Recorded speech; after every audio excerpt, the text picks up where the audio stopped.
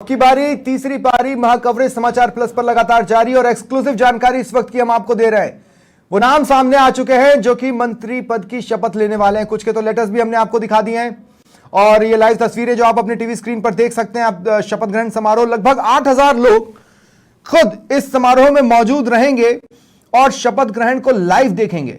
और अगर देश भर की बात की जाए तो टीवी स्क्रीन के जरिए करोड़ों लोग इन तस्वीरों को लाइव देखने वाले हैं। दुनिया भर में प्रधानमंत्री नरेंद्र मोदी का क्रेज है और ऐसे में इन लाइव तस्वीरों को पूरी दुनिया में ऑडियंस मिलने वाली है। ये तस्वीरें आपके टीवी स्क्रीन पर, ये वो जगह है जहां पर शपथ ग्रहण की जानी है और सुरक्षा के पुख्ता इंतजाम है। इस बीच 63 से 68 चेहरे यहां पहुंचेंगे जो टीम मोदी में शामिल होंगे। 2014 में और 2019 में आप सुन चुके हैं, मैं नरेंद्र दामोदर दास मोदी। ये आप तीसरी बार सुनने वाले हैं क्योंकि हैट्रिक लगी है एक बहुत लंबे अंतराल के बाद। पिछली बार लगातार 3 बार जवाहरलाल नेहरू ही थे जो 3 चुनाव जीतकर प्रधानमंत्री पद की शपथ लिए थे। उसके बाद अब प्रधानमंत्री नरेंद्र मोदी इस अचीवमेंट को हासिल करने में सफल रहे हैं। हालांकि थोड़ा सा डिफरेंस है इन दोनों ही हिस्टोरिक मोमेंट्स में। तीसरी बार जब जवाहरलाल नेहरू आए थे तब भी पूर्ण बहुमत की सरकार थी, लेकिन प्रधानमंत्री मोदी जब तीसरी बार आए हैं तो बुनियाद गठबंधन की है। बस इतना ही एक माइन्यूट सा डिफरेंस, नहीं तो वो साल अलग थे, ये साल अलग है, तब हालात अलग थे, अब हालात अलग हैं। लेकिन ऐतिहासिक मोमेंट ये फिर भी रहेगा। और अगर नामों की चर्चा कर लें तो राज्यवार लेखा जोखा आपको दिखा रहे हैं किस तरह का रहने वाला है। बिहार के खाते में 8 मंत्री जाते साफ तौर पर दिखाई दे रहे हैं और लगभग तय मान लीजिए, क्योंकि हमारे पास ये लिस्ट पहुंच चुकी है और उसके नाम भी हम आप तक लगातार पहुंचा रहे हैं। जो मंत्री आज, जो चेहरे आज मंत्री पद की शपथ लेने वाले हैं उनमें राजनाथ सिंह पहले भी टीम मोदी का हिस्सा रहे, रक्षा मंत्री की जिम्मेदारी संभाल चुके हैं। हालांकि पोर्टफोलियो क्या रहेगा इस बार, इसके लिए हमें इंतजार करना होगा, लेकिन राजनाथ सिंह शपथ लेने वाले हैं। अमित शाह भी शपथ लेने वाले हैं। कुछ स्पेकुलेशंस चल रहे थे कि हो सकता है अमित शाह टीम मोदी का हिस्सा ना बने, हो सकता है उनके चेहरे से कुछ चेहरे जो कि गठबंधन के हैं वो असहज हों, लेकिन जैसा कि कहा जा रहा था एनडीए में सब कुछ ठीक है, किसी तरह का मनमुटाव नहीं है। अमित शाह का नाम इस लिस्ट में होना इशारा करता है कि सचमुच सब ठीक है, झूठ नहीं कहा गया। जैसा कि प्रधानमंत्री मोदी के शब्द थे, सब गप्पा गोल है। जो बाहर स्पेकुलेशंस चल रहे हैं वही निकलकर सामने आ रहा है। जेपी नड्डा टीम मोदी का हिस्सा रहेंगे। नितिन गडकरी, कोई आश्चर्य नहीं, सबसे ज्यादा अपने परफॉर्मेंस से विपक्ष की भी तारीफें बटोरने वाले नितिन गडकरी अगर टीम मोदी का हिस्सा नहीं होते तो डिस्कशंस और सारी चीजें किसी और तरफ मुड़ जाती, लेकिन ऐसा नहीं है।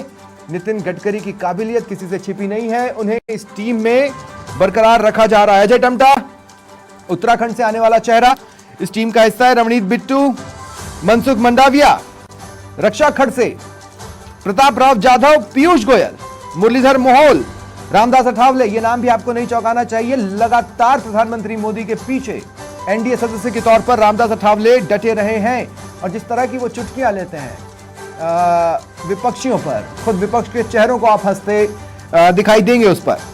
और अब देखिए पूर्व मुख्यमंत्री हैं शिवराज सिंह चौहान, वो भी मंत्री पद की शपथ लेने वाले हैं। ज्योतिरादित्य सिंधिया, सावित्री ठाकुर, वीरेंद्र खटीक, दुर्गादास उइके, तोखन साहू, ये नाम आपको चौंका सकता है क्योंकि माना जा रहा था कि छत्तीसगढ़ से शायद किसी भी नाम को शामिल नहीं किया जाएगा और किया भी जाता है तो हो सकता है कि दुर्ग या रायपुर से वो नाम हो, लेकिन ऐसा नहीं हुआ है। बिलासपुर से आने वाले तोखन साहू छत्तीसगढ़ से एकमात्र सदस्य होंगे जो कि टीम मोदी में शामिल हो रहे हैं, मंत्री पद की शपथ लेंगे। गजेंद्र सिंह शेखावत, उनसे जुड़ा लेटर भी एक्सक्लूसिव समाचार प्लस आपको दिखा चुका है, जिसमें आपको बताया कि किस तरह से उन्हें इनवाइट किया गया है शपथ लेने के लिए। कैबिनेट मंत्री का दर्जा उन्हें दिया जा रहा है। विभाग क्या होगा, क्या एक बार फिर वो जल संसाधन विभाग संभालेंगे, जल शक्ति मंत्रालय, या फिर इस बार उनका पोर्टफोलियो चेंज किया जाता है? इससे भी स्पेकुलेशंस होंगे क्योंकि कई बार पोर्टफोलियोज चेंज होते हैं तो कद बढ़ता है, कई बार पोर्टफोलियोज चेंज होते हैं तो कद घटता है। ये स्पेकुलेशंस चलते हैं। गजेंद्र सिंह शेखावत को लेकर भी देखना होगा। भागीरथ चौधरी, ये नाम नहीं चौंकाना चाहिए। माना जा रहा था कि अब बहुत ही बेसिक पॉलिटिक्स की ओर इस मंत्रिमंडल के जरिए लौटा जाएगा और वो बेसिक पॉलिटिक्स होती है कि कास्ट का इक्वेशन एक मैसेज के तौर पर लोगों के बीच में दिया जा सके। ऐसे में एक जाट चेहरे की जरूरत थी बीजेपी को। उस गैप को, उस वैक्यूम को भागीरथ चौधरी फिल करते हैं। ऐसे में उनका नाम भी सामने आया है, अर्जुन राम मेघवाल। देखिए 25 की 25 सीटें जीती थी और तब जिस तरह से मंत्री पद मिल रहे थे, उसके बाद इस बार मरुधरा से 4 नाम सामने आ रहे हैं। ये अपने आप में चौंकाने वाला है क्योंकि 11 सीटें बीजेपी ने राजस्थान में गंवाई हैं। ऐसे में बड़ी चर्चा का विषय है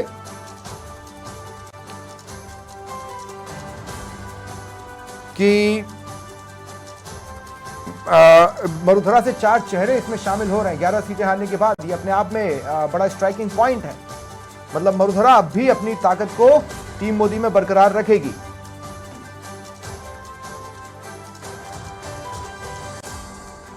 कीर्तिवर्धन सिंह एक और नाम जो कि क्लियर हो चुका है और कैसे इस पर क्लैरिटी आई है ये कुछ ही पलों में आपके टीवी स्क्रीन पर होगा। ये देखिए, ये तस्वीरें आपके टीवी स्क्रीन पर हैं। इस वक्त की सबसे बड़ी खबर आपको बता रहे हैं, यह भी कंफर्म हो चुका है। Shri Kirtivardhan Singh, minister of state in the union council of ministers, ये लेटर भी सामने आ चुका है। उन्हें भी इनविटेशन भेजा गया है। देखिए, जो नाम सजेस्ट किए गए थे उससे जुड़ा ये लेटर राजीव गाबा की तरफ से आया है, जिसमें उन्होंने साइन भी किया है और इन सभी को इन्फॉर्म किया गया है कि भाई आपको चुना गया है मंत्रिमंडल में शामिल होने के लिए और ऐसे में आपको इतने बजे 7:15 बजे राष्ट्रपति भवन में मौजूद रहना है। इसलिए समय पर आकर अपना स्थान ग्रहण कर ले क्योंकि आप ओथ लेने वाले हैं। एक्सक्लूसिव तस्वीरें हैं जो कि आप अपने टीवी स्क्रीन पर देख रहे हैं। आप बस मिलाते जाइएगा इन लेटर्स के नाम और जो नाम हम आपको बता रहे हैं। ठीक 7:15 बजे जब मंत्रिमंडल शपथ लेना शुरू करेगा, ये एक एक चेहरे आपको नजर आने वाले हैं। लगातार हमारे सहयोगी ब्रिलियंट जर्नलिज्म करते हुए इन लेटर्स तक पहुंच रहे हैं और इन लेटर्स को आप तक पहुंचा रहे हैं। कुछ लेटर्स जो कि हमारे पत्रकार हैं वो हम तक डायरेक्टली पहुंचा रहे हैं और कुछ लेटर्स इस तरीके से भी मिले हैं कि जिन्हें ये लेटर्स मिला उन्होंने ट्वीट कर दिया। हालांकि हो सकता है कि ये नाम सोचा जा रहा होगा कि फिलहाल लीक ना हो तो बेहतर है, लेकिन आ भी जाए मार्केट में तो माहौल तो बनाते ही है और माहौल बन रहा है।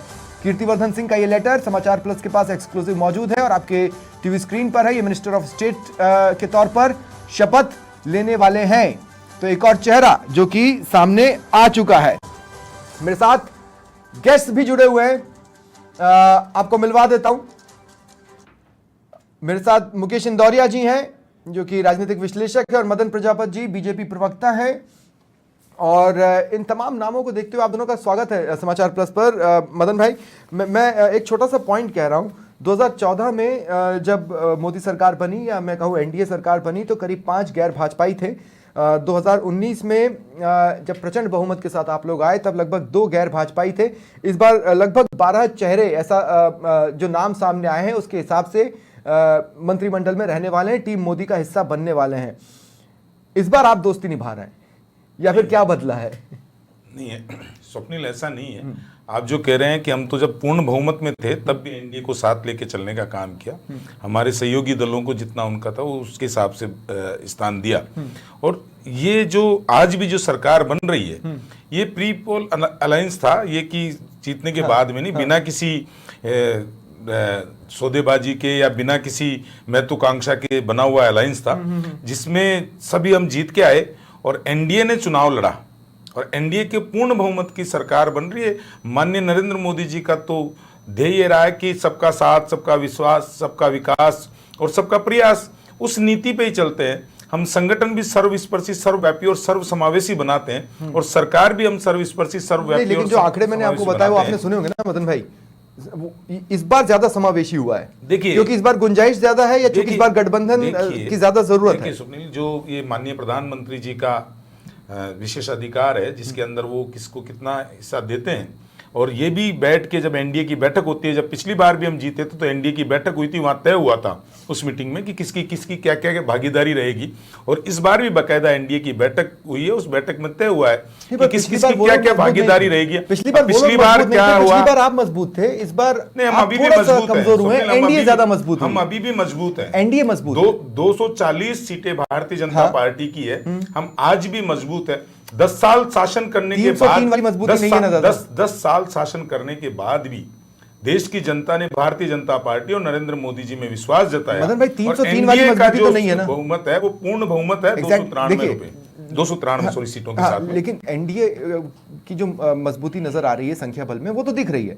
मैं कह रहा हूं कि 303 वाली मजबूती 240 में नहीं दिखती, ये तो साफ है। तो देखिए कहीं जिस ऐसा तो तरीके नहीं का कि आप चुनाव, समावेशी बन गए जिस हैं। तरीके का चुनाव इस बार लड़ा गया, हम मुद्दों की राजनीति पे है, हम विकास की राजनीति पे है। जिस तरीके से विपक्ष ने एक नैरेटिव बनाने का काम किया जिसे आप कि कैंसिल ही नहीं आरक्षण कर खत्म पाए। हो जाएगा, आप उलझ गए, आप उसको संविधान कैंसिल ही नहीं कर पाए। उलझे नहीं है, आप उलझे। हो सकता है 240 नहीं होता, नहीं तो। उलझना अगर होते तो 240 सीटें थोड़ी मिलती 10 साल के काम के बाद। नैरेटिव को आपके 10 साल प्रधानमंत्री के ने, काम हो सकता है देखिए, कुछ लोग, आपके और हमारे आपने प्रधानमंत्री ने जब देखिए, कहा कि नहीं हम ऐसा नहीं करने वाले, वो भी उस नैरेटिव को कैंसिल नहीं कर आपके पाया। चैनल ने पता नहीं देखा है कि नहीं देखा, लेकिन सारे चैनलों ने दिखाया कि उत्तर प्रदेश में किस तरीके से महिलाएं कांग्रेस कार्यालय के बाहर चली गई और जिस पैसे देने की बात, 1 लाख रुपया देने की बात, जिस तरीके से वोटर्स को भ्रमित किया गया, उसमें हो सकता है कुछ हमारे को नहीं मिला हो। और जनता का जनादेश, देखिए ये एग्जांपल बहुत ज्यादा दिए गए, ये एग्जांपल बहुत ज्यादा दिए गए। मैं एक पॉइंट क्लियर करना चाहता हूं। हमने सर मदन भाई, लगाया है। आप भी जानते हैं, मैं भी इस बात को जानता हूं।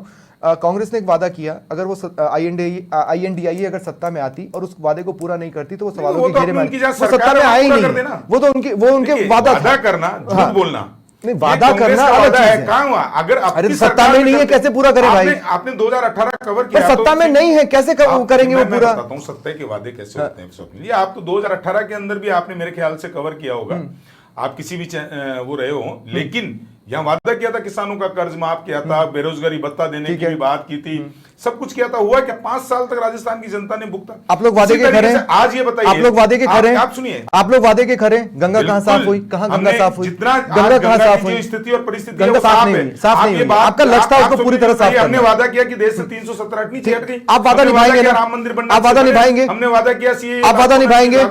हमने वादा, आप वादा निभाएंगे? पंक्ति में सुनिए मेरी बात, सुनिए तो आप वादा निभाएंगे ना? बैठा हुआ व्यक्ति को लाभ मिलेगा, मिला। आज महिलाओं को शौचालय मिले, 11 करोड़ आप वादा निभाएंगे ना? गरीब पक्का मकान आपके एक सहयोगी, जनता ने, आपके एक सहयोगी, जनता ने, मदन भाई सुनिए तो, जनता ने मदन भाई 10 साल शासन के बाद, सुनिए ना मदन भाई, रिपीट होने के बाद, मदन भाई सुनिए तो सही, हमको 240 दिए। मैं एक बड़ा इंटरेस्टिंग पॉइंट पूछ रहा हूं। 10 साल के शासन के बाद 44 दी जनता ने।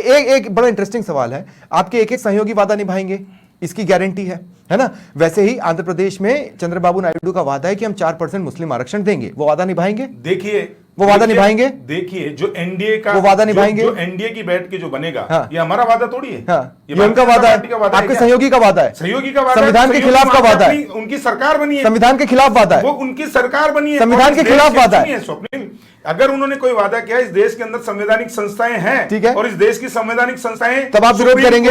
इतने मजबूत है, तब आप विरोध करेंगे? इतने मजबूत है, हमको तब आप विरोध करेंगे? कांग्रेस थोड़ी हम भाई, तब आप विरोध करेंगे? ये थोड़ी कांग्रेस थोड़ी कि संविधान को गाली दे दे, चुनाव आयोग को गाली दे दे। ठीक है, चुनाव के बाद में अगर किसी कांग्रेसी ने ईवीएम पे एक सवाल, एक प्रश्न, अरे पर मैं कांग्रेस की बात ही नहीं कर रहा हूं, मैं तो आपके साथी की बात कर रहा हूं।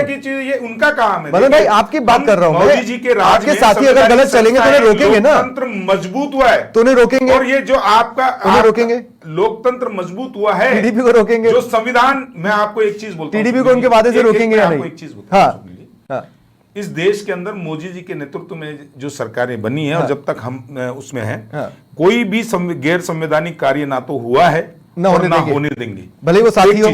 दूसरी चीज, भले वो साथी हो, एक ही तो छोटा सा बात है, भले वो साथी हो। नहीं, आप अपने शब्द नहीं डाल सकते ना मेरे मुंह में, तो आप अपने शब्द में ले लीजिए, बताइए ना, मैं बता रहा हूं ना आपको। अगर टीडीपी ये करती है, मैं कह रहा हूं कि इस देश में संवैधानिक संस्थाएं हैं, आज कानून बनाने, अरे भाई कांग्रेस करेगी तो आप सड़कों पर उतरेंगे, टीडीपी करेगी तो नहीं उतरेंगे। सुप्रीम कोर्ट है, सुप्रीम कोर्ट है, संसद है, ठीक है, लोकतंत्र है इस देश में, और इस देश का लोकतंत्र जब खत्म नहीं हो सकता, ठीक है, हम वो स्थिति परिस्थिति उत्पन्न नहीं होने देंगे स्वप्निल जी, जिस परिस्थिति के अंदर लोकतंत्र का गला गोड़ दिया जाए, इमरजेंसी लगा दिया जाए, ठीक है, हम लोकतांत्रिक संस्थाओं का, तो मैं ये मान के चलूं कि एक क्लैरिटी रहेगी, मैं ये मान के चलता हूं कि अगर टीडीपी उस दिशा में कदम बढ़ाती है तो बीजेपी विरोध करेगी। जो संविधान के अनुसार होगा वो टीडीपी करेगी, संविधान के बाहर तो कोई इस देश में काम कर ही नहीं सकता ना। मुस्लिम आरक्षण का वादा है, संविधान के अंतर्गत आता होगा, ठीक है, आपने बोल दिया और टीडीपी ने कर दिया क्या? अरे टीडीपी ने अपने मैनिफेस्टो में लिखा है, संविधान के अंतर्गत चुन के आई हुई टीडीपी वादा खिलाफ है, और टीडीपी वादा खिलाफ है, उन्होंने अपने मैनिफेस्टो में बोला 4% मुस्लिम आरक्षण। खिलाफ मुस्लिम आरक्षण देने की बात उसको कहते हैं जो खिलाफ होता है कि अरे तो उन्होंने कहा हम देंगे, जातियां ओबीसी में आती है, तो कांग्रेस ने भी वही किया था। आप आरक्षण दे दो, कांग्रेस ने भी वही किया था। कांग्रेस ने क्या कहा? कांग्रेस ने भी वही किया था। कितनी जातियां थी? ओबीसी की जातियों को डाल दिया। कितनी जातियां? आप यहाँ रिव्यू कर रहे हैं। कितनी? अरे कितनी? आप यहाँ रिव्यू कर रहे हैं। पूरी वडोदरा में कर दी उसको। आप वडोदरा में रिव्यू कर रहे हैं। उसमें क्या हो गया? है ना? रिव्यू करना गलत है? तो टीडीपी भी तो कोई रास्ता रिव्यू निकालेगी। गलत है क्या? तो टीडीपी अगर रास्ता निकालेगी तो सही होगा। और आपको मैं पूर्ण बोलता हूं स्वप्निल जी, इस देश के अंदर संविधान है, ठीक है, डन। संवैधानिक संस्थाएं हैं, डन। इस देश में लोकतंत्र मोदी जी के नेतृत्व में जिंदा रहेगा। यही उम्मीद जिस है। तरीके की बातें कांग्रेस कर रही है ठीक उस है। तरीके की नहीं हो सकती। ठीक है। लोकतंत्र मुकेश की इंदौरिया हत्या जी। करना, सुनिए, 99 बार कांग्रेस ने 356 का दुरुपयोग किया, उसमें से अकेले इंदिरा गांधी के टाइम पे कितना हुआ ये दुनिया जानती है। बिल्कुल लोकतंत्र का गला घोटने वाली मदन भाई, कांग्रेस है। अब मैं रोक रहा हूं, जनता अब मैं रोक रहा हूं। जनता मैं ने अपने दर्शकों को ये भी दिखाया बता है। दूं कि कांग्रेस के गेस्ट को मैंने इनवाइट किया हुआ है, मैंने उनको भी मैसेज भी डाला है। मुझे पूरी उम्मीद है वो आएंगे तो मोदी मंत्रिमंडल से जुड़ी कांग्रेस के जो स्टैंड्स रहे हैं या जो मोदी सरकार को लेकर, एनडीए सरकार को लेकर कांग्रेस पे स्टैंड्स रहे हैं, उस पर उनसे क्लैरिटी लेंगे। राजकुमार शर्मा जी इनवाइटेड हैं, कुछ ही देर में हमारे साथ जुड़ेंगे। मुकेश इंदौरिया जी, मेरा आपसे सवाल है, इस मंत्रिमंडल के जरिए एक लार्जर मैसेज एनडीए देने की कोशिश करेगी, क्या इस बात को नकारा जा सकता है? बिल्कुल नहीं नकारा जा सकता स्वप्न जी। आप देख रहे हैं कि पिछले जो मंत्रिमंडल रहे और वर्तमान में जो इस बार मंत्रिमंडल का गठन होने जा रहा है, उसमें एनडीए के सभी घटक दलों को साधते हुए ही मंत्री बनाए जा रहे हैं। हाँ, ये एक अलग विषय है कि मोदी जी का एक ट्रेंड है काम करने का, और मोदी जी अपने उस कॉन्सेप्ट पे काम करते हैं। जिस तरीके से ब्यूरोक्रेसी हो या पारदर्शिता हो या भ्रष्टाचार वाले विषय पे, जैसा कि आज मैं देख रहा था, उन्होंने अपने जो संभावित मंत्री हैं उन सब की बैठक भी ली, और उस बैठक में उन्होंने स्पष्ट रूप से सभी को एक मैसेज दे दिया कि मेरी टीम के अंदर आप लोगों का स्वागत है, लेकिन मेरी जो कार्यप्रणाली है वो इस तरीके से है और मैं इसी तरीके से काम करता हूँ। तो ये क्लियर है कि मोदी जी जो पिछला कार्यकाल उनका रहा है उसी प्रकार से काम करते हुए आएंगे।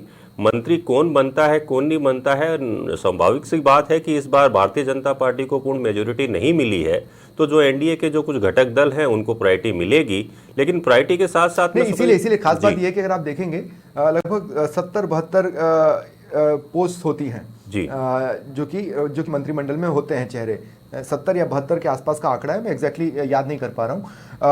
लगभग 63 से 68 मंत्री पद की शपथ आज होने वाली है। इस बात की जानकारी लगभग क्लैरिटी के साथ है, तो कोई बहुत ज्यादा फेरबदल या विस्तार वाली उम्मीद, फेरबदल हो भी सकता है, विस्तार वाली बहुत ज्यादा संभावनाएं बचती नहीं है। इसका मतलब है कि लगभग हम ये फाइनल मानकर चल रहे हैं कि अब जो हम देख रहे हैं, अगर फेरबदल की नौबत नहीं आई तो ये नाम कंटिन्यू करेंगे और लंबे समय तक करेंगे। अब सवाल मेरा यह है कि स्पेसिफिकली अगर हम देखें तो मोदी सरकार अपने स्टैंड पर कायम है, और यही 240 के साथ उनकी मजबूती का सबसे बड़ा उदाहरण है कि अभी भी वो किसी दबाव के सामने झुक नहीं रहे।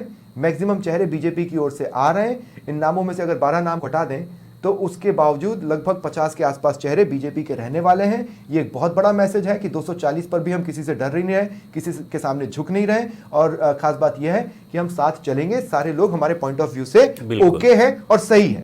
स्वपन जी, ये बात मान के चलिए, मोदी जी का पुराना आप ट्रैक रिकॉर्ड देख के चलिए, चाहे वो गुजरात के मुख्यमंत्री रहे हों, चाहे वर्तमान में 2 टर्म उनका प्रधानमंत्री का रहा हो, उनका जो वर्किंग स्टाइल है, जो काम करने का जो तरीका है, वो उसी तरीके से आपको इस कार्यकाल में भी नजर आएगा। वो दब के काम करने वालों में से जहाँ तक मैं समझता हूँ वो नहीं है। और आप इस चीज़ को मान के चलिए कि चाहे 240 भारतीय जनता पार्टी की आई है, तो 240 सीटें भी अगर 2 टेन्योर आप करके आ रहे हैं उसके बाद कम नहीं है। यही स्थिति यूपीए की देखिए, 2 टेन्योर के बाद वो 44-45 पे रह गई थी। तो आप इसको डिनाई नहीं कर सकते। मोदी जी की लोकप्रियता आज भी बरकरार है। ये एक अलग विषय है कि कुछ राज्यों में परफॉर्म नहीं होगी, वो कुछ टिकटों का समीकरण रहा होगा, चाहे कुछ मुद्दों पे वो सही तरीके से जनता के बीच में नहीं ले जा पाए। इन विषयों को थोड़ा सा देखना पड़ेगा। लेकिन हाँ, कांग्रेस का स्टैंड मेरी समझ से परे रहा। आज मैंने कल भी ये सवाल उठाया था कि अगर इन्विटेशन आ रहा है तो उस पर विचार करने की क्या जरूरत है। भाई आप विपक्ष में रहने वाले हैं, आपको जाना चाहिए, बिना सोचे समझे जाना चाहिए। खड़के को फोन आया, खड़के ने विचार करने में समय लिया और उसके बाद कहा मैं जाऊंगा। ये बड़ा स्टैंड ही समझ से परे था। ये कांग्रेस की एक नीति रही है। हाँ। उनकी रीति और नीति दोनों में मुझे फर्क नजर आता है। राम मंदिर वाला विषय था, वो प्राण प्रतिष्ठा का, उसमें भी उनको इनवाइट किया गया था, लेकिन वो उसका माहौल इस तरीके से बनाया गया। और शपथ ग्रहण, ये तो राजनीतिक विषय ही नहीं है साहब, ये तो शपथ ग्रहण समारोह है। आज कांग्रेस की सरकार अगर किसी राज्य में होती है और वहां पे मुख्यमंत्री कांग्रेस का बनता है, विपक्ष में बीजेपी है, तो इनवाइट किया, तो एक संवैधानिक प्रक्रिया है, उसमें जाना चाहिए। एक अलग तरीके का माहौल बनाने का क्या मतलब है? और सबसे बड़ी बात है मैसेज देना, जितना अच्छे से प्रधानमंत्री मोदी जानते हैं कोई नहीं जानता। कोई नहीं जानता। 7 पड़ोसी देशों को इनवाइट भेजा गया जी, 3 को नहीं भेजा गया, बिल्कुल पाकिस्तान, चाइना और अफगानिस्तान। देखिए मैंने आपसे इससे बड़ा मैसेज क्या होगा होगा? क्लियर कट, जब आप राजनीति की बात करते हैं, आप राजनीति अपने इन्विटेशंस में भी दिखा रहे हैं, इससे ज्यादा क्या चाहिए? देखिए मैंने आपको पहले भी कहा, मोदी जी की कार्य करने की जो प्रणाली है वो जो पहले थी वो बदलेगी नहीं। जिस स्टैंड पे सरकार रहे ना रहे वो एक अलग विषय है, लेकिन जो उनका एजेंडा है उसको लेके वो काम करेंगे। वो दब के काम करने वाले प्रधानमंत्रियों में नहीं है। तो आप इसको मान के चलिए, चाहे वो अब इनके सदस्य हों, एनडीए के सदस्य हों, चाहे विदेश नीति हो, उसमें कोई कॉम्प्रोमाइज़ नहीं होगा। आप देखेंगे कि उसी प्रकार से जो पिछले कार्यकाल होते आए हैं काम काज वैसे ही चलेंगे। हाँ, एक सवाल और मैं आपसे ले रहा हूँ, फिर मैं मदन भाई के पास जाऊंगा और कुछ ब्रेकिंग्स भी आई हैं वो भी मैं अपने दर्शकों को बताऊंगा। मेरा सवाल ये है कि जब हम बहुत बेसिक पॉलिटिक्स की ओर लौटने वाले हैं, ये मंत्रिमंडल कास्ट फैक्टर पर भी एक बड़ा संदेश देने की कोशिश इसमें आपको दिखाई देगी, लेकिन रिलीजियस बेसिस पर अगर मैं कहूँ तो इसमें कोई भी मुस्लिम, जबकि ऐसा नहीं है कि शायद मुस्लिम चेहरे एनडीए से जीत कर ना आए हों, दूसरे दलों से तो जीते ही होंगे, मैं ये मान कर चल रहा हूँ, भले ही उनकी संख्या कम हो जी, लेकिन उनमें से कोई इस मंत्रिमंडल में शामिल नहीं है। क्या ये इशू है या ये नॉन इशू है? नहीं, ये नॉन इशू, ऐसा कोई यहाँ पे धर्म के आधार पे कोई मंत्रिमंडल नहीं मिलता है। अब जो प्रधानमंत्री का ये व्यक्तिगत विषय है कि वो अपने कैबिनेट में किसको जगह देते हैं, किसको नहीं देते हैं। हाँ, एक राजस्थान का एक विषय जरूर है कि जो हम समझ रहे थे कि वर्तमान में जो अभी हमारे प्रदेश अध्यक्ष हैं उनका शायद इस मंत्रिमंडल में नाम आ सकता है, लेकिन वो एक चौंकाने वाला विषय है। लगभग संभावनाएं खत्म हो चुकी हैं। संभावनाएं अब खत्म हो चुकी हैं, लेकिन फिर भी 4 मिल रही हैं। हाँ, 4 सीटें मिल रही हैं, 4 मंत्री पद मिल रहे हैं, ऐसा लग रहा है, और ये भी कम नहीं है। कम नहीं है। अब इन चारों मंत्रियों को बहुत बहुत बधाई, और हम चाहते हैं कि राजस्थान के विकास में अपनी अग्रणी भूमिका निभाएं, और जो अपना ERCP वाला विषय है, जल वाला, उसको आप सक्रिय रूप से जोड़ें आगे। ठीक है, मुझे एक बड़ी खबर पीसीआर इस वक्त बता रहा है, किरण रिजिजू, देखिए ये भी वो नाम है जो कि आज शपथ लेने वाले हैं, और उन्हीं से जुड़ी ये बड़ी खबर मेरे पास आ रही है। कुछ ही देर में हो सकता है मैं उनका ट्वीट भी आपको दिखा पाऊँ, लेकिन उन्होंने भी ये साफ कर दिया है कि वो मंत्री पद की शपथ लेने वाले हैं। मतलब अगर अब आप देखेंगे हमारे पास बहुत सारे लेटर्स हैं और नेताओं के ट्वीट हैं जिसमें वो ये बता रहे हैं कि उन्हें भी इनवाइट किया गया है और वो आज मंत्री पद की शपथ लेने वाले हैं। ये बड़ी खबर। किरण रिजिजू ये एक ऐसा नाम है जो कि आपको चौंकाना नहीं चाहिए। पृथ्वी विज्ञान एवं खाद्य प्रसंस्करण उद्योग मंत्री रहे और MP हैं, अरुणाचल प्रदेश से आते हैं, और उन्होंने ये ट्वीट किया है अब से ठीक 35 मिनट पहले। मैं आपको ट्वीट बता देता हूं कि I will take oath as cabinet minister, मतलब कैबिनेट मिनिस्टर के तौर पर ये शपथ लेने वाले हैं लगभग 7:30 बजे के आसपास। इससे पहले उन्होंने 3 बार शपथ ली है, मिनिस्टर ऑफ स्टेट के तौर पर और इंडिपेंडेंट चार्ज के तौर पर, मतलब स्वतंत्र प्रभार के तौर पर, और अब कैबिनेट मिनिस्टर के तौर पर उन्होंने 2021 में शपथ ली थी जब विस्तार हुआ था, अगर आपको याद हो। वो अरुणाचल प्रदेश और प्रधानमंत्री नरेंद्र मोदी का शुक्रिया कर रहे हैं, बीजेपी का शुक्रिया कर रहे हैं, और अपने ट्वीट में वो ये कह रहे हैं कि वो और भी ज़्यादा उत्साह के साथ देश के विकास में अपनी भागीदारी को निभाएंगे, राष्ट्र विकास में अपना योगदान देंगे। तो किरण रिजिजू ये नाम भी अब फाइनल हो चुका है। लगभग ये तमाम वो नाम जो हमने आपको बताए थे, एक एक कर क्लैरिटी आती जा रही है और वही नाम चर्चाओं में। हालांकि ये कहा जा रहा है निर्मला सीतारमण का भी नाम है, किसके पास कौन सा विभाग होगा, क्या पास्ट एक्सपीरियंस ही यहाँ पर कैरी फॉरवर्ड होगा, क्या ये जरूर देखने वाली बात है। लेकिन मदन भाई एक बार फिर मैं आपके पास आ रहा हूँ। पीसीआर एक बार फिर से मुझे बताएं क्या बोल रहे हैं। देखिए ये लाइव तस्वीरें हैं जो आप अपने टीवी स्क्रीन पर देख पा रहे हैं। इन लाइव तस्वीरों को फुल स्क्रीन किया जा सकता है, आप इसको फुल स्क्रीन कर दें क्योंकि आज सेंटर ऑफ अट्रैक्शन ये समारोह स्थल बना हुआ है। सभी की निगाहें इस समारोह स्थल की ओर टिकी हुई हैं। गेस्ट्स के पहुंचने का सिलसिला शुरू हो चुका है। अगर मैं एग्जैक्ट कहूं तो अब से ठीक 46 मिनट बाद, ठीक 46 मिनट्स के बाद शपथ ग्रहण समारोह शुरू होगा और उन तस्वीरों का हर कोई इंतजार कर रहा है। आप जो इतनी सारी डिबेट्स सुन रहे हैं, इतने सारे जो सवाल हमारे हैं, आप ये तय मानकर चलिए उनका सारा जवाब आपको मिल जाना है। देवेंद्र फडणवीस आपको इन तस्वीरों में नजर आ रहे हैं। ये अपने आप में एक बड़ा मैसेज है क्योंकि महाराष्ट्र में जिस तरह के नतीजे रहे उसके बाद देवेंद्र फडणवीस ने ये कहा था कि मैं जिम्मेदारी लेता हूं और मैं इस्तीफे की पेशकश करता हूं, लेकिन उनकी यहां पर मौजूदगी अपने आप में उस पेशकश पर क्या निर्णय होने वाला है उसके सिंबल के तौर पर, उसके जवाब के तौर पर ली जा सकती है। लगभग 8000 लोग जो कि यहाँ समारोह स्थल में मौजूद हैं, इन्वाइटी हैं। इनमें 7 देशों के प्रमुख भी रहने वाले हैं, जो एक एक कर वहां पर पहुंच रहे हैं और अपनी पोजीशंस को ले रहे हैं। यही अर्जुन मेघवाल भी आपको तस्वीरों में नजर आ रहे हैं आपकी टीवी स्क्रीन पर, जयंत चौधरी आपको नजर आ रहे हैं, आपको जीतन राम मांझी नजर आ रहे हैं। ये देखिए सब कागज लेकर बैठे हैं, इसका मतलब है ये तो वो खेमा है जो कि आज शपथ लेने वाला है, ये तो अब तय हो चुका है, इसमें कोई दोहराई नहीं है, लगभग ये वही नाम है। आपको ये जानकारी मिल रही होगी कि दरअसल पूर्व सीएम 4 हैं जो कि आज शपथ लेने वाले हैं। मैं आपको यहां पर करेक्ट कर दूं और मैं उन तमाम मीडिया हाउसेस को भी करेक्ट कर दूं, 4 नहीं बल्कि 5। आप जीतन राम मांझी को पूर्व सीएम क्यों नहीं काउंट कर रहे हैं, ये मेरा सवाल है बहुत से मेरे ही साथियों से। जीतन राम मांझी भी पूर्व सीएम है और निर्मला सीतारमण आपको तस्वीरों में नजर आ रही हैं, एक एक कर एनडीए सहयोगी, एनडीए के जो तमाम साथी हैं। यह जरूर खास बात है कि 2014 से सबका साथ सबका विकास का सफर शुरू हुआ और 2024 में सबका साथ सबका विकास और जिन जिन दलों के साथ सरकार बनी उन सबकी आस भी जुड़ी हुई है। तो ये एक ऐतिहासिक पल आप कह सकते हैं, बड़े लंबे वक्त के बाद कोई एक चेहरा अपने दम पर तीसरी बार सरकार बनाने वाला है। इससे पहले जवाहरलाल नेहरू ने यह करिश्मा किया था, लेकिन तीसरी बार उन्होंने पूर्ण बहुमत की सरकार बनाई थी। लेकिन मॉडर्न युग में, इस युग में जिसे मोदी युग भी सियासतकार कहते हैं, इस युग में इसमें कोई दोहराई नहीं है कि लगभग 10 सालों के बाद एक हल्की या छोटी एंटी इनकम्बेंसी जरूर होती है, लेकिन उसे भी पार पाकर सरकार बनाने का आंकड़ा सहयोगियों के साथ पा लेना अपने आप में एक बहुत कमाल की बात है, जो कि प्रधानमंत्री मोदी ने कर दिखाई है। समारोह स्थल की ये तस्वीरें आपकी टीवी स्क्रीन पर हैं। देखिए आप तस्वीरें आप लगातार आप देखिए, आपको राज्यपाल भी इसमें नजर आएंगे। बहुत से इनवाइटीज हैं और अब इन चेहरों के लेकर क्या कहना है। खास बात यह है कि हम सभी इसी बात का इंतजार कर रहे हैं कि क्या जो लोग नहीं जीते हैं वो भी किसी तरह से इसमें जगह बना पाते हैं। जैसे स्मृति ईरानी, क्या अनुराग ठाकुर का क्या होता है, इस बात के संकेत मिल रहे हैं कि हो सकता है अनुराग ठाकुर, कहीं पर भी उनका संभावित में नाम नहीं है, अनुराग ठाकुर को संगठन की जिम्मेदारियां दी जा सकती हैं, तो ऐसे में अनुराग ठाकुर हो सकता है इस बार टीम मोदी का हिस्सा ना हो।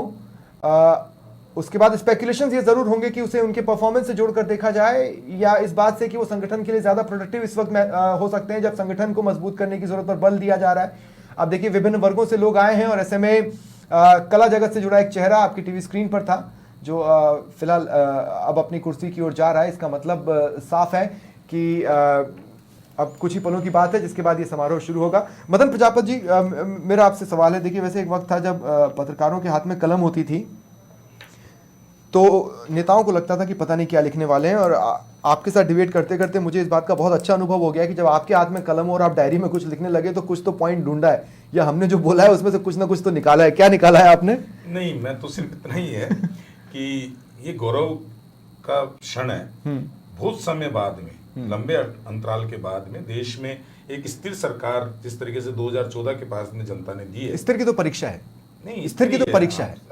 अब आप स्वीकार मत करो, लेकिन हम सब जानते हैं। आप देखिए, आप पत्रकार हैं, आपका व्यक्तिगत विश्लेषण कुछ भी हो सकता है, लेकिन मैं आपको जो पार्टी की तरफ से कह सकता हूं कि भारतीय जनता पार्टी की तरफ से एनडीए को साथ लेके चल के ये सरकार 5 साल का कार्यकाल करेगी। क्योंकि जिस तरीके से आप क्या बात करते हैं, जिस तरीके से विपक्ष की स्थिति आप देखिए, एक सबसे बड़ा दल 99 है, 99 पे अटका हुआ, उसके अलावा आप से उम्मीद कर सकते हैं, क्योंकि ये प्री पोल अलायंस जो है वो किसी महत्वाकांक्षा से को लेकर नहीं बना। दूसरा जो आप देखेंगे एनडी गठबंधन की, अगर मैं बात करूं, नहीं मैं इसलिए बोल रहा हूं, नहीं आप ही, मैं एक छोटा सा पॉइंट है बोल दूं, नहीं तो मैं भूल जाऊंगा।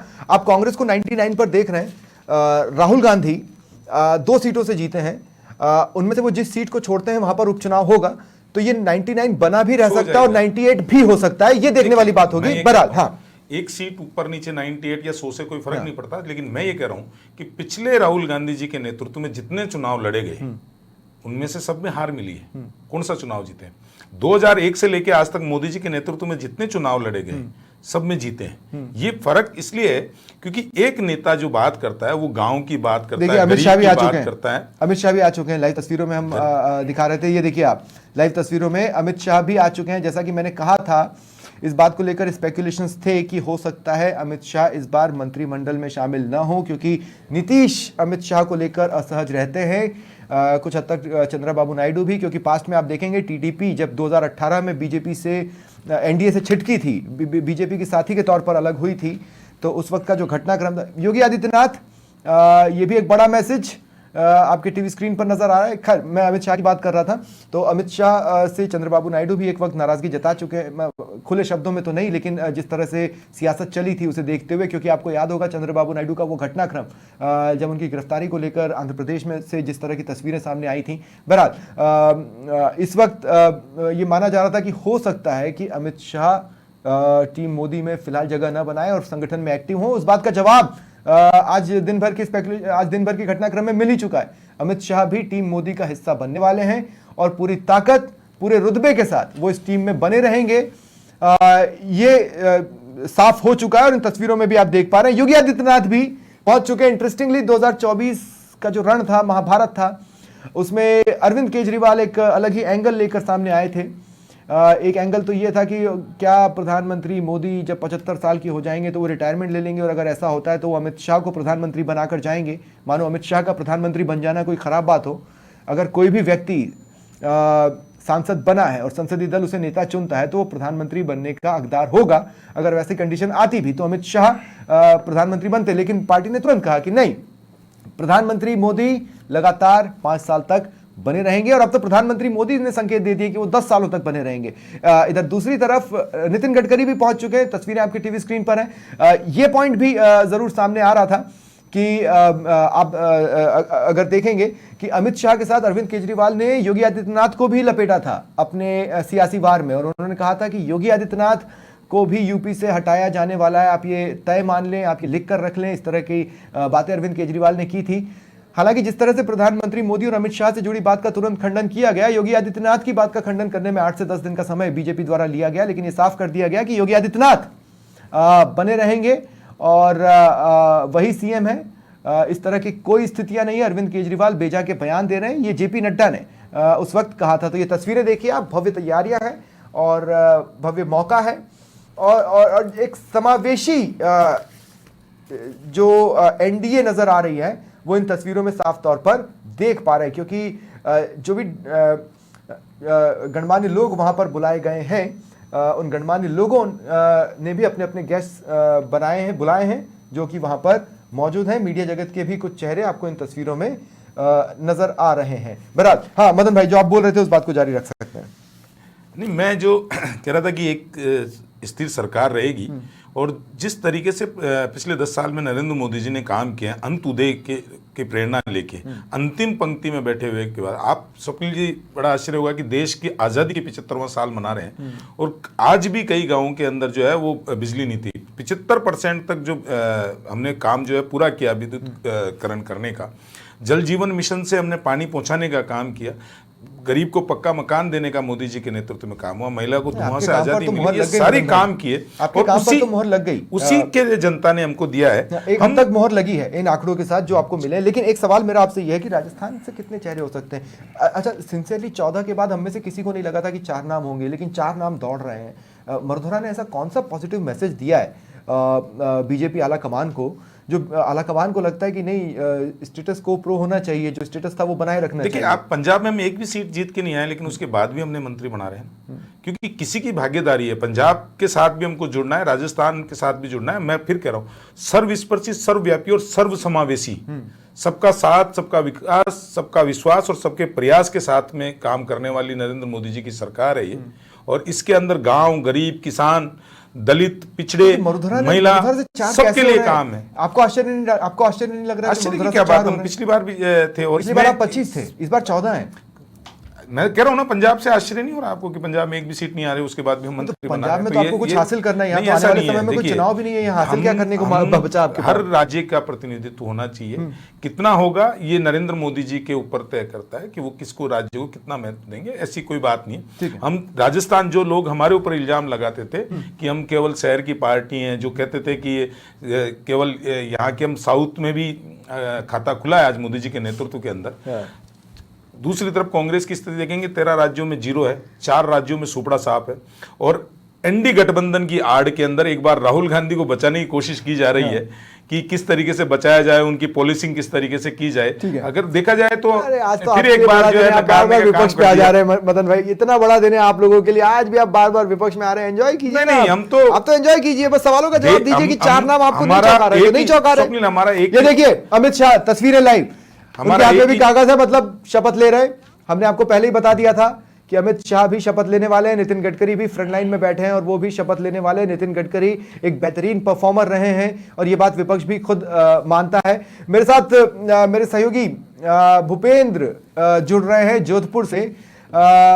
भूपेंद्र भाई, आपके पास आ रहा हूं मैं। सबसे पहले तो बधाई, वो लेटर सबसे पहले आप ही ने प्रोवाइड करवाया और टाइमली जब हम उसे हिट नहीं कर पाए तब तक कुछ लोगों के पास और पहुंचा, लेकिन इसके बावजूद भी ऑन स्क्रीन सबसे पहले हमारे साथ ही गया। उस बात की तो सबसे पहले मैं आपको बधाई देता हूं। अब मैं ये बोलता हूं कि जोधपुर में वैसे तो ऐसा नहीं है कि हमने टक्कर नहीं देखी, एक ठीक ठाक सी टक्कर नजर आई, लेकिन फिर भी जोधपुर ने कहा कि नहीं, हम आज भी गजू बना के साथ हैं।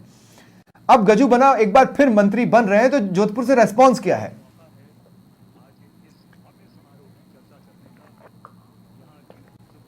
भूपी भाई, आपकी आवाज नहीं मिल रही है, आप म्यूट पे हैं क्या? वाले हैं, लेकिन पिछले लंबे समय से उनका परिवार जो है यही शिफ्ट है। उनके पिताजी जो है यहाँ जो है पीएचडी में जो है अच्छे पद पर थे। और उस बात की बात करूं तो 1992 में 92 में जो है जयनारायण व्यास विश्वविद्यालय से छात्र संघ अध्यक्ष बनते हैं और उसके बाद उन्होंने राजनीति में पीछे मुड़कर नहीं देखा।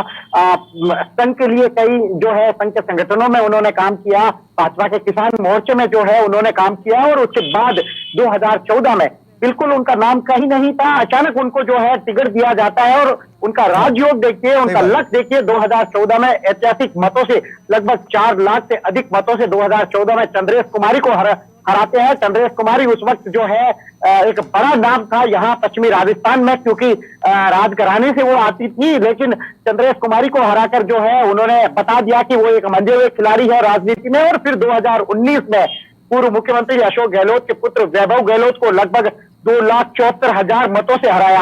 हालांकि इस बार जो है मुकाबला काफी कांटे का था, जीत का अंतर नहीं, लेकिन जोधपुर क्या कह रहा है? जोधपुर क्या कह रहा है? क्योंकि अभी पोर्टफोलियो डिसाइडेड नहीं है। जोधपुर क्या कह रहा है कि पोर्टफोलियो रिपीट होगा? क्योंकि देखिए जोधपुर में भी आसपास पानी की समस्याएं तो हैं, इसमें तो कोई दो राय नहीं है। तो पोर्टफोलियो रिपीट होगा या कद घटेगा या कद बढ़ेगा, या क्या लगता है जोधपुर को?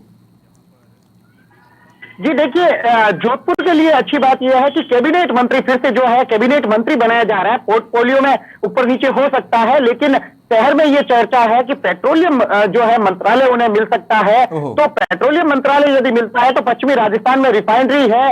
उम्मीद ये की जा रही है कि बाड़मेर पचपदरा से लगाकर जोधपुर तक जो है इंडस्ट्रियल कॉरिडोर बनने जो जा रहा है। मैं कुछ पलों के लिए रोक रहा हूं भूपी भाई, कुछ पलों के लिए रोक रहा हूं। शाहरुख खान भी पहुंच चुके हैं।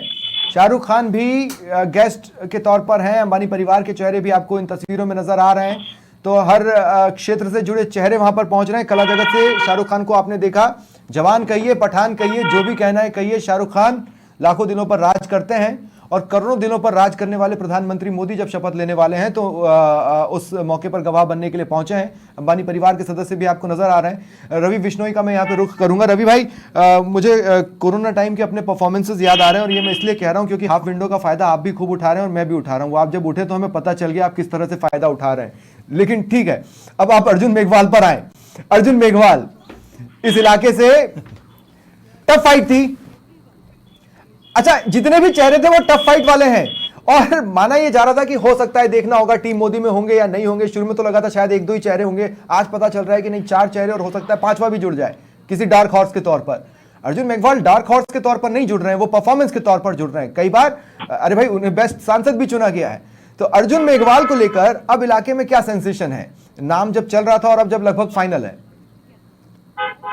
बिल्कुल, देखिए अर्जुन मेघवाल शुरू से परफॉर्मर रहे हैं। इससे पहले जब वो आईएएस थे तब भी वो परफॉर्मर थे। चूरू जिला कलेक्टर से वो रिटायरमेंट लेते हैं और वसुंधरा राजे के बेहद करीब चले जाते हैं, वहां से अपनी परफॉर्मेंस दिखाते हैं। पहला चुनाव बीकानेर से वो वसुंधरा राजे की वजह से ही टिकट यहाँ से मिलती है उन्हें और एमपी बनते हैं। ये चौथी बार वो जीते हैं और देखिए चौथी बार जो उनकी जीत है ये हालांकि कम अंतराल से वो जीते हैं। गोविंद राम मेघवाल उनके सामने थे, उनको हराया है, परंतु उन्होंने अपने आप को चुनाव में ये प्रोजेक्ट करके रखा था कि वो मोदी के अर्जुन हैं। प्रत्येक उनके बैनर पोस्टर पर ये तस्वीर ये नारा लिखा होता था कि मोदी के अर्जुन बीकानेर। अब मोदी के अर्जुन जब बीकानेर में हैं तो बीकानेर की जनता ने भी उन्हें जो है वोटर्स ने भी एक बार फिर संसद का मार्ग उन्हें दिया है और वो संसद में पहुंचे हैं। और ये बात पहले से तय थी, बीकानेर में किसी को अतिशोक्ति नहीं थी। हालांकि राजस्थान में बीजेपी की सीटें कम हुई है, परंतु मोदी के मंत्री के रूप में अर्जुन राम मेघवाल जरूर आएंगे, ऐसा शुरू से लग रहा था। दूसरा दलित नेता भी हैं, वो फैक्टर भी था।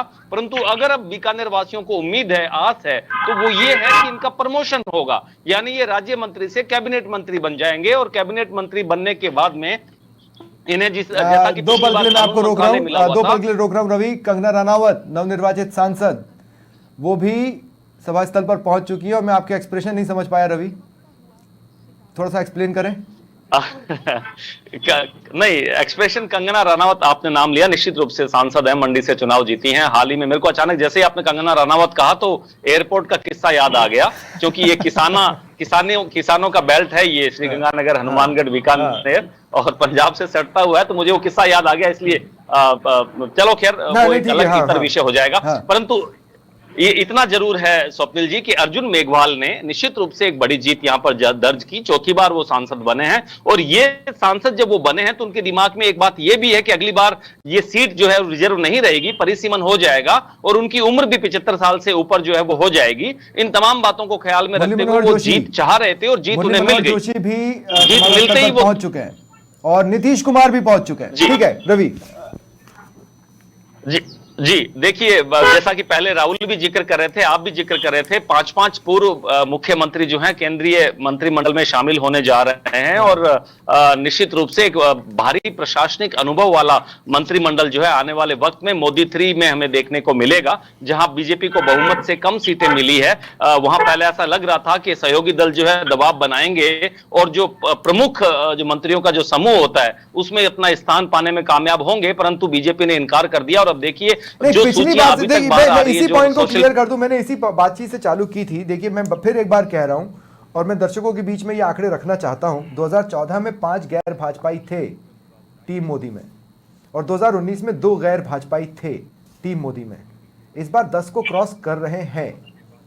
ठीक है, अब इसको स्पेकुलेशंस पर छोड़ दिया जाए, ये सभी के दिल मिले और हम समावेशी हुए और आगे बढ़ रहे हैं, ये भी हो सकता है और वो दबाव वाली बात भी हो सकती है। लेकिन फिलहाल आज के दिन के लिए मैं इस आंकड़े के साथ लोगों के ऊपर ही सोच को छोड़ रहा हूं, क्योंकि इसमें कोई दोहराई नहीं है कि एक ऐतिहासिक मोमेंट है। लेकिन जो मेरा सवाल लगातार बना हुआ है, मुकेश इंदौरिया जी, मैं आपसे ये बात जानना चाहता हूं, क्या एक विश्लेषक के तौर पे आपने सोचा था कि मरुधरा से 4-5 नाम हो सकते हैं?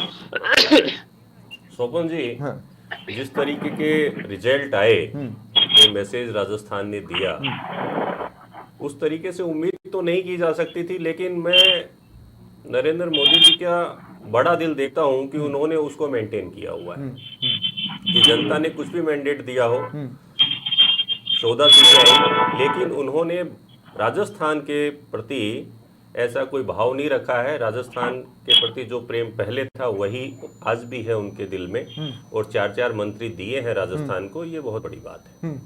तो फिर मेरा एक सवाल आपसे ये भी है, एक बड़ा इंटरेस्टिंग सिनेरियो रहा है, पूर्व सीएम वाली बात जब निकली, अभी रवि ने भी कहा तो मेरे दिमाग में ये आया, शिवराज सिंह चौहान एक पूर्व सीएम है जी, और उन्हें चुनाव मैदान में उतारा गया, वो खुद से भी एक्टिव रहे और उनकी उपयोगिता अन्य क्षेत्रों में भी थी, तो वहां पर भी पार्टी के द्वारा लगाया गया। ऐसी एक पूर्व सीएम मरुधरा में भी है जी। पार्टी ने उनका उपयोग किया या उन्होंने उपयोग नहीं होने दिया, ये लगातार स्पेकुलेशंस में बना हुआ है। कई लोग ये कह रहे हैं कि अगर वसुंधरा राजे होती तो ये 14 का आंकड़ा हो सकता है 20 के पार होता, लेकिन उसमें होता तो यही है ना कि भाई पार्टी आपको कहेगी कि जाओ और करो, और इस क्षेत्र में आपकी जरूरत है। अब या तो पार्टी ने कहा नहीं या इन्होंने माना नहीं, और क्या सचमुच ये ऐसा फैक्टर है कि सच में ये 20 के पार होते या स्थितियां बदल जाती, या उसकी जरूरत अब बची या नहीं बची आपके हिसाब से?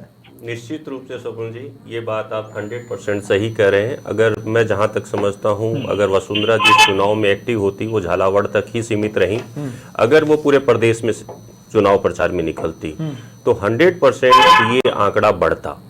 ये जो सीट 14 पे रुकी है, हो सकता है 20 नहीं, वो 21 एक्टिव रहती, मतलब क्या एक्टिव तो पार्टी करेगी ना, एक्टिव तो पार्टी करेगी, वो उपाध्यक्ष है, राष्ट्रीय उपाध्यक्ष। बिल्कुल। पार्टी उनको कहेगी कि भाई फलानी फलानी जगह पर आपको जाना है। अब वो पार्टी को तय करना है कि किस उम्मीदवार का पार्टी ने कहा होगा, नहीं कहा होगा, ये इनका व्यक्तिगत विषय है। अब ये कहा कि नहीं कहा, लेकिन मैं तो ये निश्चित तौर पे कहता हूं, अगर भारतीय जनता पार्टी वसुंधरा जी को इस चुनाव में एक्टिव मोड में लेके आती तो निश्चित तौर पे लोकसभा के चुनाव में 100% उनको फायदा मिलता। तो मदन प्रजापत जो कि भाजपा प्रवक्ता भी है, मदन प्रजापत, मैं आपसे एक सवाल ले रहा हूं, इस लाइन ऑफ क्वेश्चनिंग को जारी रखें, आप इस पर रिएक्शन देंगे या मैं आप सवाल बदल दूं? नहीं स्वप्निल जी, ये भारतीय जनता पार्टी के अंदर विश्लेषण होगा, हम सब बैठ के मंथन करेंगे और जो भी कमियां हमारे बीच में रही है जिसकी वजह से हम लोग नहीं, मंथन किस बात का? जो सीटें गवाई वो एक्टिव नहीं थी या हमने एक्टिव नहीं किया, मंथन किस बात का है? ये सिर्फ आपका मीडिया का और पत्रकारों का जो विश्लेषण है वो आप करिए।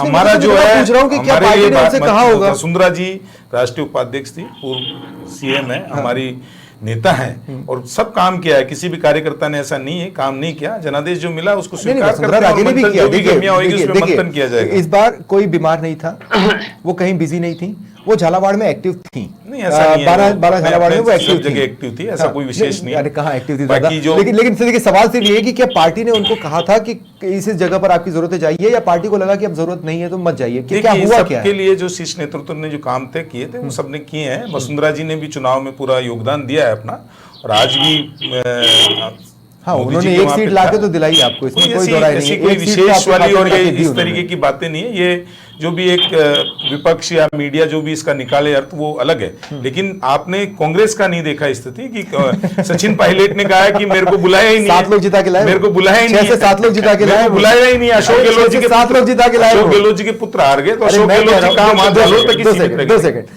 अशोक गहलोत जी जालोर तक ही सीमित रह गए। सचिन पायलट 6 से 7 लोग जिता कर लाए। मैं ये कह रहा हूं कि अशोक गहलोत का उपयोग नहीं किया। जोशी कितनों को जिता कर लाए, अर्जुन मेघवाल कितनों को जिता कर लाए, गजेंद्र सिंह शेखावत कितनों को जिता कर लाए, वो तो अपने क्षेत्र में ही सीमित रह गए। ज्यादा आपको एक चीज बताता हूं कि आप ये बताइए कि ये अशोक गहलोत जी जालोर तक ही सीमित हो गए थे ना।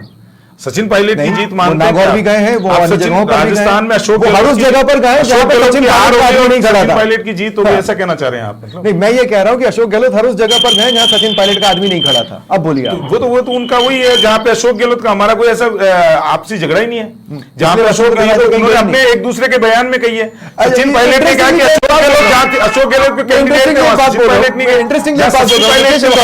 ये वक्त ऐसा आया जब मीडिया स्पेकुलेशन में ये भी आया कि इस बार दुष्यंत सिंह को मंत्री बनाया जा सकता है। आप तक पहुंची थी क्या ये उड़ती उड़ती बात, स्पेकुलेशन से चल रहे थे? बिल्कुल बिल्कुल, लेकिन ये हवा हवाई थी। मैंने आपसे पहले भी कहा कि नरेंद्र मोदी जी अपने हिसाब से काम करने वाले व्यक्ति हों, वो प्रेशर पॉलिटिक्स में बिल्कुल नहीं आते हैं। तो चाहे ये मीडिया की तरफ से चलाया गया नाम हो, चाहे किधर से भी नाम आया हो, तय मोदी जी को करना था, और मोदी जी की टीम में कौन रहेगा, कैसे रहेगा, वो उनको तय करना होता है, और उसी हिसाब से काम करते हैं। ठीक है भूपेंद्र, मैं आपके पास आ रहा हूं इस सवाल के साथ कि दरअसल पीछा मुझसे कुछ कह रहा है, मैं 2 मिनट आपके पास आ रहा हूं। बांग्लादेश चेंज करें, बांग्लादेश चेंज करने वाले हैं ना, तो बांग्लादेश भी है। मैं शायद आप सही कह रहे हैं रवि विश्नोई, बिल्कुल सही कह रहे हैं। इंटरनेशनल मेहमान जो कि बुलाए गए थे, मैंने इस बात को भी कहा कि देखिए कितना बड़ा एक डिप्लोमेटिक लेवल पर दुनिया भर को मैसेज दिया गया है। 7 पड़ोसी देशों के प्रमुख बुलाए गए और 3 पड़ोसी देशों के प्रमुखों को नहीं बुलाया जाना, हर एक कदम इतना सोचा समझा होता है कि आप इमेजिन नहीं कर सकते। पाकिस्तान, चीन और अफगानिस्तान नॉट इनवाइटेड, ये ग्राफिक्स भी हमने बनाए हैं, और 7 पड़ोसी देश जहां के प्रमुखों को बुलाया गया है। खड़गे, जैसा कि उन्होंने कहा था कि आमंत्रण आएगा तो हम विचार करेंगे, खड़गे तस्वीरों में आपको नजर आ रहे हैं। इसका मतलब है उन्होंने विचार किया और विचार करने के बाद ये सोचा कि चलो ठीक है, बुलाए गए तो चले जाते हैं। खड़गे भी वहां पर पहुंच चुके हैं और इस समारोह का हिस्सा बन रहे हैं। ये लाइव तस्वीरें आपकी टीवी स्क्रीन पर देखिए। इन पड़ोसियों को इन्विटेशन मिला है, श्रीलंका, बांग्लादेश, मालदीव और सेशल्स, मॉरिशस, नेपाल और भूटान।